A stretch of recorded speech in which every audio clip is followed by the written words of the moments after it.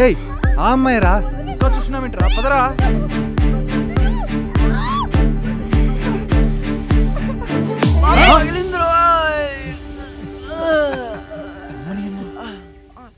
మామా చెప్పు.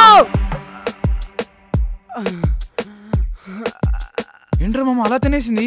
దెబ్బకాడు పని అయిందిరా. ఎరా బాగా పగిలినట్టుంది. అయినా నేను ఈ ఊరికి ఒక పర్పస్ మీద వచ్చాను రా. చూడగానే అమ్మాయి నచ్చింది. తన క్యారెక్టర్ ఏంటని చిన్న డౌట్ ఉండేది. నీ పుణ్యం